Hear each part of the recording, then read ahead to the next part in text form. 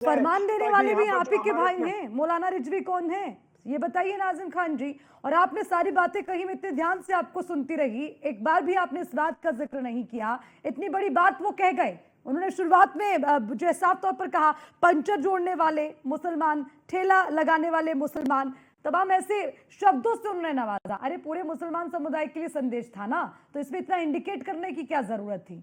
मतलब इससे क्या उनकी मंशा है, क्या वो जाहिर करना चाहते हैं?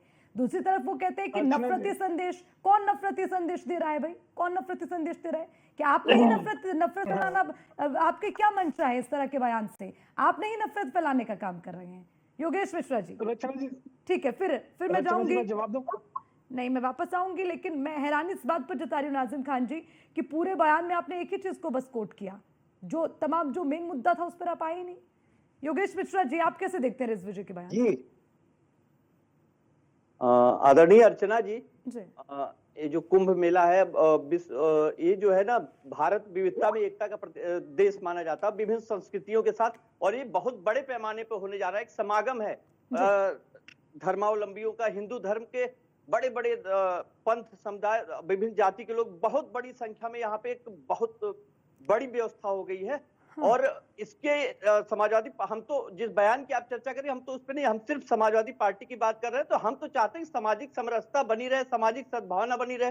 साहब, इसका उद्देश्य क्या है कुंभ मेले का?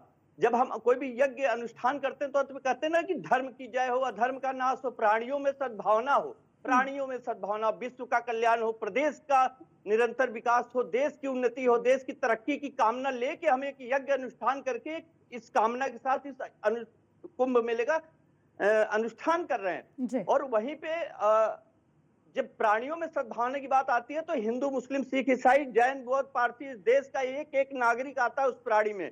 तो जो वतन परस्त हिंदू है, जो वतन परस्त मुसलमान है, वो देश की कामना चाहता है, देश की तरक्की चाहता है, देश की उन्नति के साथ खड़ा है। समाजवादी पार्टी हमेशा देश की उन्नति के साथ खड़ी है साहब। हमारा इस बयान से कोई मतलब नहीं है। हम तो इसकी निंदा करते हैं कि जो आदमी ने बयान दिया, मुख्यमंत्री जी संज्ञान ले लें साहब इसके ऊपर। क्योंकि अगर देश प्रदेश देख लीजिए, गंगा जमुनी तहजीब है साहब, जिस गंगा जल से हिंदू आचमन करने का काम करता है, मुसलमान भाई वजू करने का काम करते हैं साहब, उसी से अगर हिंदू गीता का महत्व है तो कुरान का भी महत्व है। एक मिलजुल के जो हिंदू देश बना है उसी को हिंदुस्तान कहते हैं। अल्लामा इकबाल ने कहा कि सारे जहां से अच्छा हिंदुस्तान हमारा, हम उस मुल्क को मानने वाले हैं साहब। ये कुछ लोग जो आते हैं नफरती भाषण देते हैं और देश के लोगों को बांटने का काम करते हैं। समाजवादी पार्टी उसका कोई समर्थन नहीं करती। हम सब सामाजिक सद्भाव की बात करते हैं, धर्मनिरपेक्षता की बात करते हैं, जो समाज संविधान हमें प्रोवाइड कराता है।